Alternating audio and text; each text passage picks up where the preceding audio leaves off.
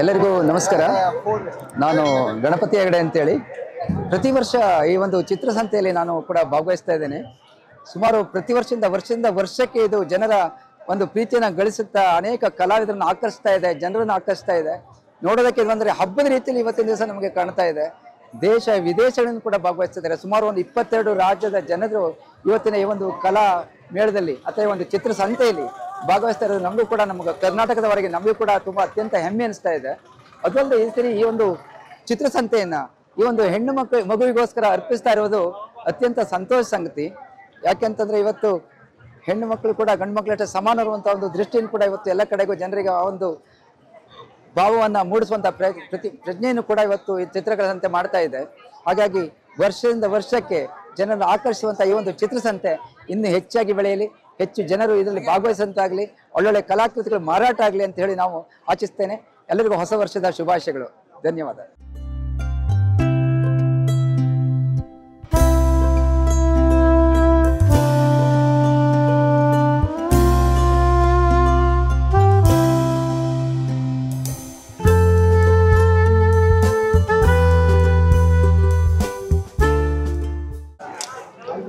ನಮಸ್ಕಾರ.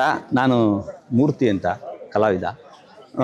ಇದು 22ನೇ ಚಿತ್ರಸಂತೆ ಈಗ ನಡೀತಾ ಇದೆ. ನಿಜಕ್ಕೂ ಇದೊಂದು ರೀತಿ ಕಲಾವಿದರಿಗೆ ಹಬ್ಬ ಅಂತ ಹೇಳೋದಕ್ಕೆ ಖುಷಿ ಆಗುತ್ತೆ. ಯಾಕೆ ಅಂತಂದರೆ ನಾನು ಸುಮಾರು 22 ವರ್ಷದಿಂದನೂ ಭಾಗವಹಿಸ್ತಾ ಇದ್ದೀನಿ. ಕಲಾವಿದ್ರ ಜೊತೆಗೆ ಕಲಾ ರಸಿಕರು, ಕೃತಿಗಳನ್ನು ಕೊಂಡ್ಕೊಳ್ಳುವಂತಹ ಕಲಾಸಕ್ತರು ಬರ್ತಾ ಇರ್ತಾರೆ ಈ ಚಿತ್ರಸಂತೆಗೆ. ಹಾಗಾಗಿ ನಿಜಕ್ಕೂ ಒಂದು ರೀತಿ ಕಲಾವಿದರ ಹಬ್ಬ. ಇಂಥ ಒಂದು ವಾತಾವರಣ ಬೆಂಗಳೂರಲ್ಲಿ ನಿರ್ಮಾಣ ಮಾಡಿಕೊಟ್ರು ಚಿತ್ರಕಲಾ ಪರಿಷತ್ತು ಮತ್ತು ಆಡಳಿತ ಮಂಡಳಿಗೆ ನಿಜಕ್ಕೂ ನಾವು ಆಭಾರಿಯಾಗಿದ್ದೀವಿ ಕಲಾವಿದರು. ಇಂಥ ಒಂದು ಇಡೀ ರಾಷ್ಟ್ರಾದ್ಯಂತ ಇಂಥ ಒಂದು ರೀತಿಯ ಒಂದು ಕಾರ್ಯಕ್ರಮ ಹೆಸರುವಾಸಿಯಾಗಿದೆ. ಇದರಲ್ಲಿ ನಮ್ಮ ಕಲಾಕೃತಿಗಳು ಸಹ ಬೆಳಗ್ಗೆಯಿಂದನೂ ನಾನು ಬೆಳಗ್ಗೆ 6 ಗಂಟೆಗೆ ಬಂದೆ, 7 ಗಂಟೆಗೆ ವಾಕಿಂಗ್ ಬರೋವಂಥವ್ರು ಇರ್ಬೋದು, ಬೇರೆ ಬೇರೆ ಪೇರೆಂಟ್ಸ್ಗಳು ಬಂದು ಕಲಾಕೃತಿಗಳನ್ನ ಪರ್ಚೇಸ್ ಮಾಡ್ತಾ ಇದ್ದಾರೆ. ನಿಜಕ್ಕೂ ಇದು ಖುಷಿ ಕೊಡುವಂಥ ವಿಷಯ. ಇಂಥ ಒಂದು ಹಬ್ಬದ ವಾತಾವರಣ ಇನ್ನೂ ಹೆಚ್ಚಿಗೆ ಬೆಂಗಳೂರಿನಲ್ಲಿ ನಡೆದು ಕಲಾವಿದರಿಗೆ ಒಂದು ಒಳ್ಳೆಯ ಉತ್ತಮವಾದಂಥ ವೇದಿಕೆಯನ್ನು ಕಲ್ಪಿಸ್ಕೊಳ್ಳಿ ಅಂತ ನಾನು ಎಲ್ಲ ಒಂದು ವ್ಯವಸ್ಥಾಪಕರಲ್ಲಿ ಕೇಳ್ಕೊಳ್ತೀನಿ. ಧನ್ಯವಾದಗಳು. ನಮಸ್ತೆ, ನಾನು ಗದಗ್ನಿಂದ ಬಂದಿರೋದು. ಈ ಚಿತ್ರಸಂತೆ ನಡೀತಾ ಇರೋದು 22ನೇ ಚಿತ್ರಸಂತೆ. ನಾ ಬರ್ತಾ ಇರೋದು ಒಂದು 10 ವರ್ಷ ಆಯ್ತು ಅನಿಸುತ್ತೆ. ಆವಾಗಲಿಂದ ಬರ್ತಾ ಇದ್ದೀನಿ. ತುಂಬ ಖುಷಿಯಾಗಿದೆ. ನಡೀತಾ ಇದೆ. ಇವಾಗ ಸೇಲಿಂಗ್ ಆಗೋವಂಥ ಮೂಮೆಂಟ್ ಇದೆ, ಆಗ್ತಾ ಇದೆ. ಚೆನ್ನಾಗಿದೆ. ತುಂಬ ಒಳ್ಳೆಯ ರೆಸ್ಪಾನ್ಸ್ ಇದೆ. ಬರ್ತಾ ಇದ್ದಾರೆ ಜನ, ಬಂದು ಕೇಳ್ತಾ ಹೋಗ್ತಾ ಇದ್ದಾರೆ. ಯೂನಿಕ್ ಟ್ರೆಡಿಷ್ನಲ್ ಬೇಸ್ ಇಟ್ಕೊಂಡು ವರ್ಕ್ ಮಾಡಿರೋದು ನಂದು.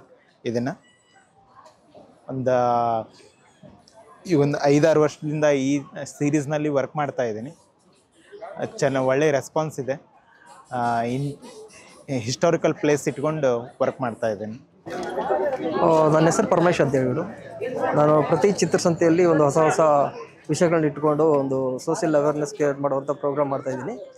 ಈ ಸಾರಿ ನಾನು ಲಿವ್ ಆ್ಯಂಡ್ ಲೆಟ್ ಲಿವ್ ಅಂತ ಒಂದು ಅಂದರೆ ಬದುಕು ಮತ್ತು ಬದುಕಲ್ಲಿ ಬಿಡು ಅಂತ ಹೇಳಿಬಿಟ್ಟು, ಇದು ಬರೀ ಪ್ರಾಣಿಗಳಿಗಂತ ಅಷ್ಟಲ್ಲ, ಇಮಿಡಿಯೇಟಾಗಿ ಅದನ್ನ ನೋಡಿದಾಗ ಅದು ಪ್ರಾಣಿಗಳಿಗೂ ಹಕ್ಕಿದೆ ಅಂತ. ಇಡೀ ಪ್ರಪಂಚದಲ್ಲಿ ಎಲ್ಲ ಪ್ರಾಣಿಗಳಿಗೂ ಬದುಕೋ ಹಕ್ಕಿದೆ. ಅದನ್ನು ನಾವು ಅವ್ರಿಗೆ ಬಿಟ್ಕೊಡ್ಬೇಕು. ಆ ಥರ ಪ್ರಾಣಿಗಳಲ್ಲೂ ನಾವು ಹಿಂಸೆಗಳನ್ನ ಕಾಣ್ತಿದ್ವಿ, ಮನುಷ್ಯರಲ್ಲೂ ಹಿಂಸೆ ಕಾಣಿಸ್ತಾ ಇದ್ವಿ. ಸೊ ಅದನ್ನು ನಾನು ಅದನ್ನು ಸಮಾಜಕ್ಕೆ ಹೇಳಬೇಕು ಅಂತ ಹೇಳಿಬಿಟ್ಟು ಈ ಥರ ಒಂದು ಸಂದೇಶನ ಕೊಡ್ತಾ ಇದ್ದೀನಿ.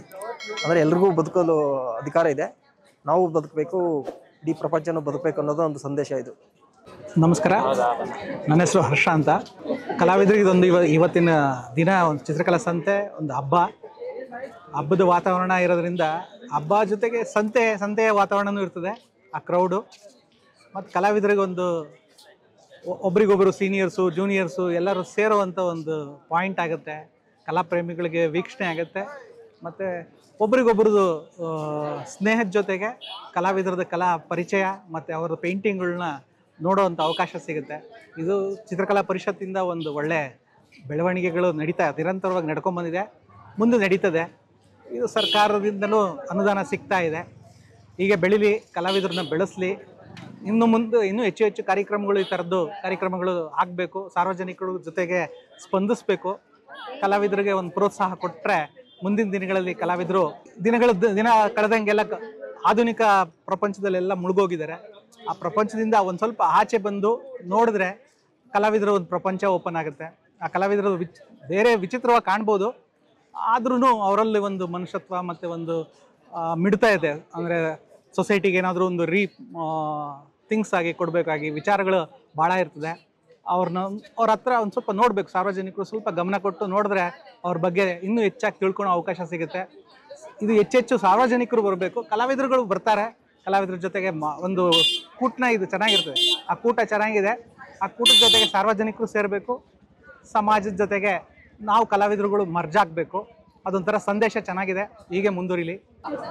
ನಮಸ್ತೆ, ನಾನು ಶಂಕರಪ್ಪ ಅಂತೇಳಿ ಚಿತ್ರಕಲಾವಿದ, ಹಾಸನದವರು. ಇಲ್ಲಿ ಚಿತ್ರಸಂತೆ ಮಾಡ್ತಿರೋದು ಕಲಾವಿದರಿಗೆ ಒಂದು ವರ್ಷಕ್ಕೊಂದು ಒಳ್ಳೆಯ ಸಂದರ್ಭ, ಒಳ್ಳೆಯ ಅವಕಾಶ ಪೇಂಟಿಂಗ್ ಮಾಡಲಿಕ್ಕೆ. ಅದು ಇದಕ್ಕೆ ಪ್ರಿಪೇರ್ ಆಗಿ ಒಂದು ವರ್ಷದಿಂದ ಪ್ರಿಪೇರ್ ಆಗಿರ್ತಾರೆ. ಚಿತ್ರಸಂತೆಯಲ್ಲಿ ನಾನು ಪೇಂಟಿಂಗ್ ಮಾಡಬೇಕು, ಹೋಗಬೇಕು ಅನ್ನೋದು ತವಕ ಇರುತ್ತೆ, ಕುತೂಹಲ ಇರುತ್ತೆ. ಆದರೆ ಈ ಬಾರಿನಲ್ಲಿ ಸ್ಟಾಲ್ಗಳು ಸಂಖ್ಯೆಯನ್ನು ಕಡಿಮೆ ಮಾಡಿದ್ದಾರೆ. ಆ ಕಲಾವಿದರಿಗೆ ಮತ್ತು ಸ್ಟಾಲು ಇದು ದುಡ್ಡನ್ನು ಸಹ ಜಾಸ್ತಿ ಮಾಡಿದ್ದಾರೆ. ಹಾಗಾಗಿ 1,000 ರೂಪಾಯಿ ಮಾಡಿದ್ದಾರೆ. 500 ರೂಪಾಯಿ ಇತ್ತು, 1,000 ರೂಪಾಯಿ ಡಬಲ್ ಮಾಡಿದ್ದಾರೆ. ಆದರೆ ಸ್ಟಾಲ್ಗಳಿಲ್ಲ ಕಲಾವಿದರಿಗೆ. ಮತ್ತು ಇನ್ನೊಂದು ಅದ್ರ ಜೊತೆಯಲ್ಲಿ ಏನಾಗಿದೆ ಅಂದರೆ ಕಲಾವಿದರಿಗೆ ರೀಫಂಡ್ ಇಲ್ಲ. ಸ್ಟಾಲ್ ಯಾರಿಗೆ ಆಗಿಲ್ಲ ವಾಪಸ್ಸು ಅದನ್ನು ದುಡ್ಡು ಕೊಡ್ತಾ ಇಲ್ಲ. ಅದು ಕಲಾವಿದರಿಗೆ ಆಗತಕ್ಕಂಥ ಅನ್ಯಾಯ ಆಗುತ್ತೆ. ಅಕಸ್ಮಾತ್ ಇನ್ನೊಂದು ಅವಕಾಶ ಆಗಲಿಲ್ಲ, ಇಲ್ಲಿ ಸ್ಟಾಲ್ ಜಾಗ ಸಿಗಲಿಲ್ಲ, ನೆಕ್ಸ್ಟ್ ಇನ್ನೊಂದು ಟೈಮ್ ಮಾಡಿ ಅವ್ರಿಗೆ ಅವಕಾಶ ಮಾಡಿಕೊಡ್ಬೇಕು. ಇಲ್ಲಾಂದರೆ ಆ ದುಡ್ಡನ್ನು ರೀಫಂಡ್ ಮಾಡಿದರೆ ಕಲಾವಿದರಿಗೆ ಅನುಕೂಲ ಆಗುತ್ತೆ ಅನ್ನೋದೊಂದು ನನ್ನ ಅಭಿಪ್ರಾಯ. ಪ್ರತಿ ವರ್ಷ ಒಂದು ಕಾಯ್ತಾ ಇರ್ತಾರೆ, ಚಿತ್ರಸಂತೆಗೆ ಹೋಗೋಣ, ಪೇಂಟಿಂಗ್ ಮಾಡೋಣ ಅಂತ ಹೇಳ್ಬಿಟ್ಟು. ಆ ಶಾಲೆ ಕೊಟ್ಟಿಲ್ಲ ಅಂತಂದರೆ ಕಲಾವಿದರಿಗೆ ಅನ್ಯಾಯ ಆಗುತ್ತೆ. ಕಲಾವಿದರಿಗೋಸ್ಕರನೇ ಮಾಡ್ತಕ್ಕಂಥ ಕಾರ್ಯಕ್ರಮ ಇದು.